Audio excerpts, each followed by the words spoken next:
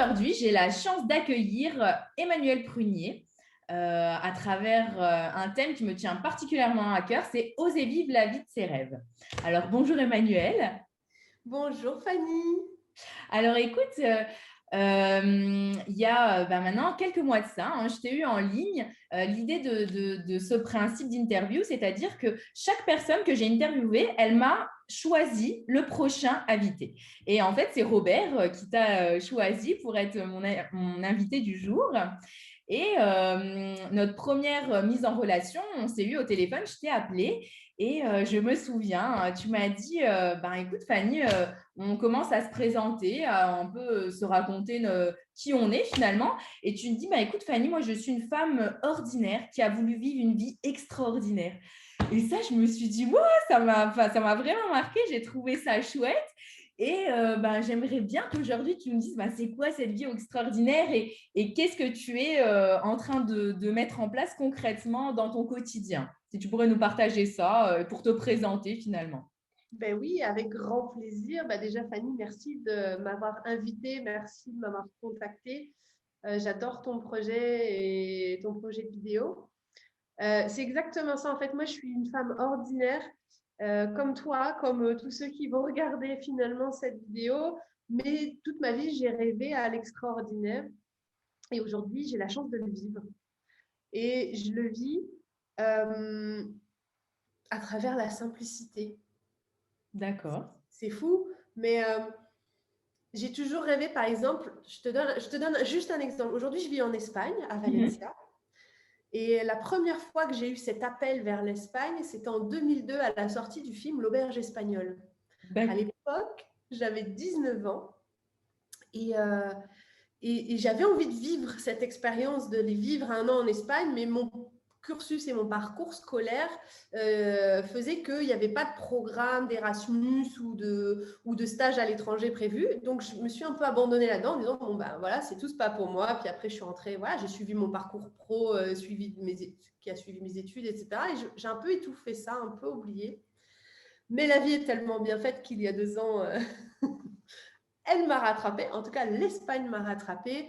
Et destin de la vie, suite à une situation un peu compliquée, j'ai une connaissance. C'était pas réellement une amie à l'époque. Aujourd'hui, c'est ma meilleure amie, mais à l'époque, c'était pas réellement une amie. C'était une connaissance qui m'a dit, écoute, Manu, je vis à Valence, en Espagne, depuis 6 mois.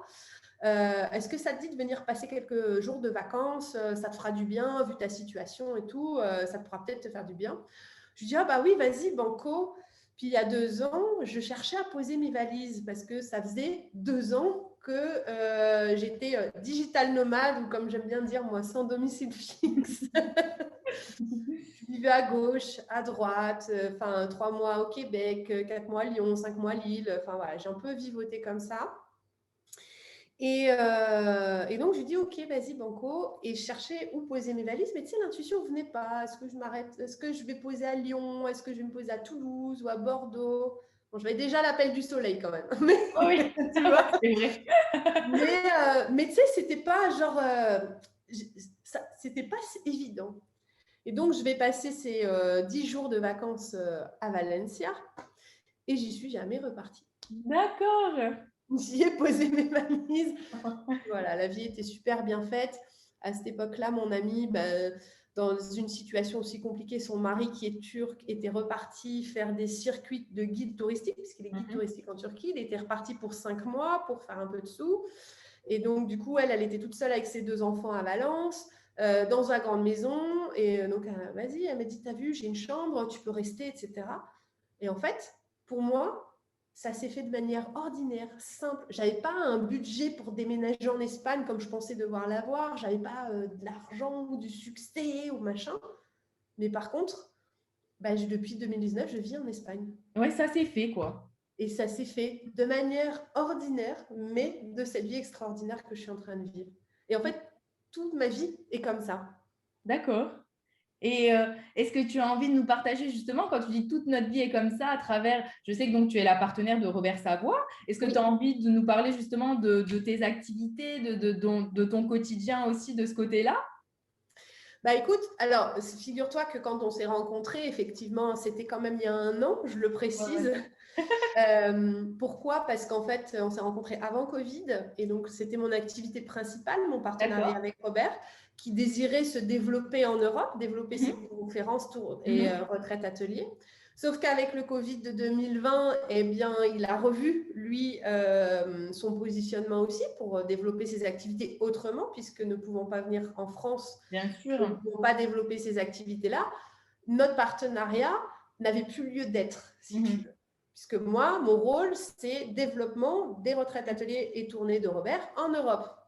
S'il n'y a plus tournée de Oui. conférences ou retraite atelier en Europe, il y a moins de partenariats. Mais c'est pas si grave parce qu'en fait, ma rencontre avec Robert, ça a juste été une rencontre de cœur simple. Mhm. Je ne savais pas qui il était. J'ai eu la chance de dîner avec lui après une conférence de François Lemay. Donc, il y avait lui, son épouse et mon ami Yannick. On a été dîner à 4. Je ne sais pas qui c'est. Je ne connaissais pas Robert. Et Mhm. donc, du coup, en plus, c'était cool parce que je n'avais pas non plus cette idéalisation de Oui, oui. l'expert ou machin. Et en fait, ça a été une rencontre de cœur. Et puis, 6 mois après, il me dit, voilà, j'ai des perspectives en Europe. Je sens que c'est le moment pour moi de me développer là-bas. J'aimerais bosser avec toi sur mon développement. Et c'est comme ça qu'on est devenus partenaires. J'ai adoré bosser avec lui. Ouais. Et d'ailleurs, dès qu'il pourra revenir en Europe, je vais continuer Ah oui. d'adorer de bosser avec Ouais, lui. ouais, je veux bien te croire. Voilà. Et en fait, c'est des moments simples, des moments ordinaires. Un resto avec un ami et un couple d'amis de mon ami. Et ça crée une opportunité. Et voilà. Et en fait, c'est ça la vie extra. En fait, on cherche toujours à se dire, oh là là, moi je veux ci, je veux ça. Et c'est génial. Mais en fait, c'est la simplicité Mhm. qui ramène l'extra dans l'ordinaire. En fait. D'accord. Ouais, ça me plaît ton concept. Voilà. Alors Emmanuel, tu sais, à travers cette interview, donc l'idée c'est finalement de partager des clés à des personnes qui vont nous écouter et qui ont peut-être, ils sont peut-être à un moment de leur vie où ils ont peut-être besoin d'une clé, peut-être besoin d'avoir quelque chose qui va leur permettre de se dépasser ou d'oser peut-être passer à l'action. Euh, Avant de partager une clé, je vais te demander à toi si est-ce que justement, dans ce que tu nous as déjà un petit peu parlé de toi finalement, mais est-ce qu'à un moment donné, t'es arrivé dans un moment qui t'a semblé peut-être compliqué, comme si tu n'en voyais pas l'issue ou tu t'es senti un peu, je ne sais pas, perdu. Et il y a quelque chose qui a fait que ça s'est débloqué. Et ça pourrait peut-être être une clé à partager. Est-ce que tu as une expérience personnelle comme ça à nous partager? Oui, j'en ai une. Elle va être. J'ai quitté le salariat en mars 2015. Donc, tu vois, il y a tout pile 6 ans. D'accord. Avec, à suite à un deuxième burn-out. Mhm. Et en fait, ma souffrance finalement de vivre ma vie professionnelle était devenue plus grande que ma peur d'entreprendre. Où à ce moment-là, j'ai eu aussi des signes, des personnes, j'ai rencontré des personnes qui ont aussi minimisé cette peur d'entreprendre en la rendant un peu plus fluide, sécurisante. Bref, donc 2015 à 2020, je pars dans cette idée de plus jamais je ne bosserai pour une entreprise parce qu'il n'y a pas les valeurs humaines. C'était vraiment ça, moi. Et donc, je pars dans l'idée d'entreprendre des projets, mais il y a cette voix en moi qui était là, qui a toujours sonné. Et d'ailleurs, mon dernier entretien de recrutement pour ce dernier poste que j'ai quitté, la fameuse question, vous voyez où dans 5 ans, il y avait cette voix en moi qui disait, qui a répondu naturellement, moi, je me vois avoir ma propre entreprise. Je ne sais pas dans quoi, je n'ai pas un savoir-faire manuel comme un graphiste, comme un maçon ou autre. Alors, je me disais que je ne pouvais pas créer d'entreprise parce que je n'avais pas de savoir-faire. Mhm. Ça, c'était ma croyance de l'époque. Ouais. Mais donc, je lui ai dit, mais je me rappelle, là, on est en 2012, hein, donc dernier entretien de recrutement, je lui dis, je me vois avoir ma propre entreprise. Bon. Et donc, arrive 2015, je démissionne. Là, je sais que je veux entreprendre. Mais j'ai passé par plein de projets. Et jusqu'à 2020, je vais te dire que ces moments difficiles où tu as envie d'abandonner environ toutes les 5 minutes, eh ben, ça a été les 5 premières années de ma vie. Ok. Enfin, de ma vie d'entrepreneur, en tout cas. De ma nouvelle vie. jusqu'à le confinement qui m'a forcé finalement à être beaucoup moins dans le faire, mais plus dans l'être, en relation avec moi-même. Avec bien évidemment tout ce parcours de 5 ans qui était quand même évolutif, des belles rencontres, la rencontre avec Robert, les partenariats, enfin, tout est processus, mais la clé qui m'a ramenée à cette clé, que j'ai pris conscience, en fait, c'est que tout ce processus m'a surtout amené à me connaître moi. Et en fait, tu reprends le proverbe « connais-toi toi-même », après, je ne sais plus tout ce qui est dit, mais qui est super important d'ailleurs, c'est la clé de tout. Tu veux vivre tes rêves, tu veux oser, ben, connais-toi toi-même. Et aujourd'hui, tout ce qui pour moi avant était un challenge énorme, j'ai tellement appris à comprendre comment je fonctionne, quelles sont mes émotions, quels sont mes déclencheurs d'émotions, comment du coup inconsciemment je réagis, comment mes schémas, donc, tu sais, on parlera des syndromes du sauveur, du bourreau, de machin, tu mets tout ce que tu veux derrière. Quelles sont mes peurs, pourquoi j'ai peur, de quelle expérience de vie ça vient, mes blessures, l'abandon, le truc, le machin, etc. J'ai tout appris à me connaître, et dans le concept, mais aussi dans le ressenti. Parce que du coup, j'ai appris, et grâce à Robert, à m'en libérer. Et aujourd'hui, je vois les trucs arriver et je m'en libère comme ça. Alors parfois, ça prend 2-3 jours, parfois, ça prend 2 heures, ça dépend. Mais il y a cette connaissance de moi qui fait que maintenant, je sais, c'est marrant parce que ce que je veux, c'est tellement au fond de moi et c'est tellement plus pour plaire, parce que ça, mon Dieu, cette posture de vouloir plaire, peur de décevoir ma famille ou ce qui va représenter une autorité pour moi, tu sais. Je te parle de Robert, mais Robert, quand on s'est rencontrés, il y a eu vraiment ce match, t'es mon papa spirituel, je suis ta fille spirituelle, tu vois, avec sa conjointe aussi d'ailleurs. Et donc, en fait, on est rentré beaucoup aussi dans notre relation, dans ce système-là. Et donc, quand je travaillais avec lui, j'étais beaucoup dans la peur de le décevoir, dans je ne le fais pas assez, donc du coup, je ne fais pas assez d'heures. Parce que moi, ce qui m'a valu mes 2 premiers burn-out, c'est ce syndrome-là face à l'autorité. Et donc, du coup, d'en faire plus, jusqu'à n'en plus pouvoir, en fait. Mais je ne me connaissais pas à l'époque. Et donc, la vraie clé, en fait, c'est au-delà de soi toi-même, connais-toi pour être et reviens à l'être. Et là, plus tu vas être, plus tu vas vibrer et plus tu vas te rendre compte que peut-être tu vas juste avoir envie d'une vie simple. Moi, j'ai mon cousin, je bascule dessus parce que j'ai un cousin, il a peut-être aujourd'hui 32-33 ans. Il m'a toujours inspirée. C'est une personne, tu as envie d'être avec lui. Vraiment. Pourquoi ? Parce qu'en fait, depuis toujours, il est lui-même.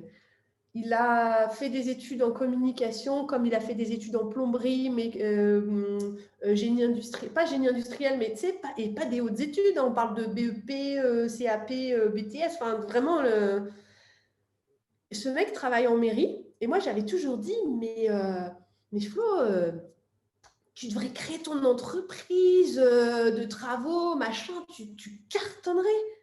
Et moi, il m'a toujours dit, mais Manu, j'ai pas envie.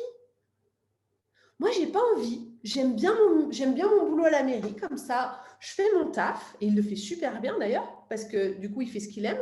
Mais en même temps, j'ai plein de congés, j'ai le temps de bricoler dans ma maison, j'ai le temps d'acheter, du coup, il a acheté sa maison avec sa femme, j'ai le temps de partir en vacances, et je suis super heureux. Puis je fais mon sport la semaine, et le week-end, je sors avec mes amis. Enfin, et en fait, le mec, il vit depuis toujours la vie qu'il a toujours rêvé.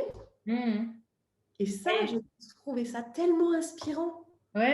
Non, c'est très juste parce que finalement, si tu sais vraiment ce que tu as envie et ce que tu as envie, qui tu es, ça te permet aussi bien d'être au bon endroit, à ta place en fait, de pouvoir te sentir bien, d'être aligné et aussi peut-être des fois on peut parler de synchronicité, certaines personnes vont parler de hasard, hein, chacun ils mettront les mots qu'ils souhaitent, mais en tous les cas ça t'emmène aussi peut-être dans la bonne direction aussi. Quand on est à la recherche, tu as parlé tout à l'heure de justement de ce monde de salariés au monde d'entrepreneurs.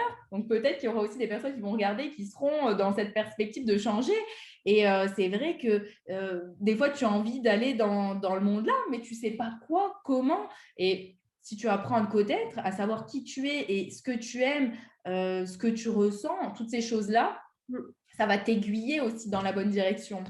Ben, c'est ça. Et puis, moi, je dis toujours parce qu'aujourd'hui, du coup, je suis consultante en management de cœur et formatrice. Donc, j'interviens, je suis revenue dans l'entreprise, tu vois, mais parce que je pars de la bonne place.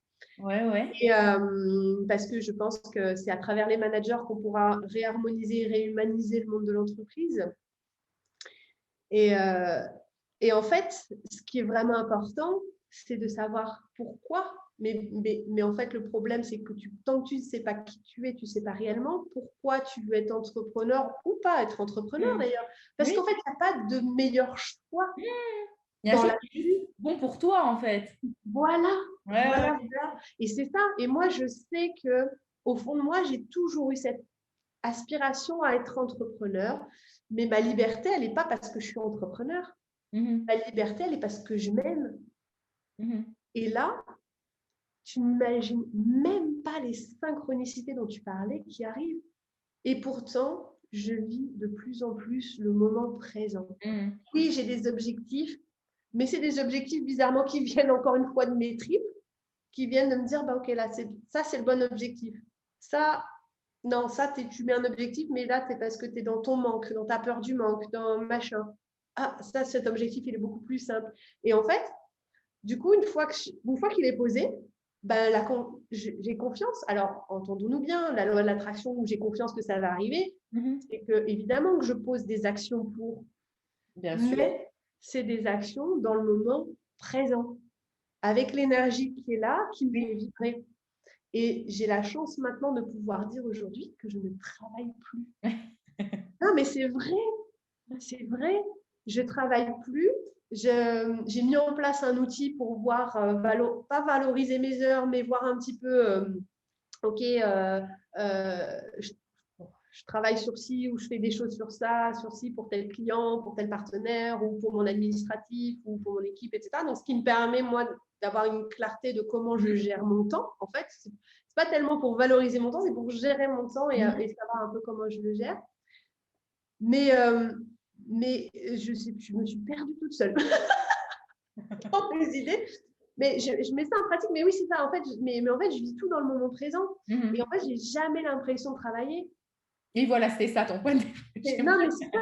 J'ai jamais l'impression de travailler. Et aujourd'hui, je peux très bien, à 2h de l'après-midi, prendre mon vélo et me faire ma balade à vélo. Parce que c'est là, c'est maintenant, c'est l'énergie, elle est là, parce que je sens que j'ai besoin de me réénergiser. Puis bien sûr, j'ai appris à travailler ma culpabilité pour dire que tu fais pas, t'es pas dans l'action, attention, les résultats, les machins, là. Non. Là, tu as besoin de te ressourcer, l'énergie, la vie va faire ton œuvre. Tu as posé des actions, tu peux en poser d'autres, mais là, pour le moment, l'action que tu as à poser, c'est d'être en relation avec toi et d'être bien et fais-toi du bien. Et en fait, je me rends compte que plus je vis comme ça, plus je vis dans ce moment présent, bah, plus tout est juste. Oui, tu es à l'écoute. Ouais, mais plus la vie m'offre toute l'abondance financière, mais pas que, hein, mais on parle souvent aussi, parce que l'insécurité vient souvent du côté financier. Mais moi, la vie m'apporte toute cette abondance.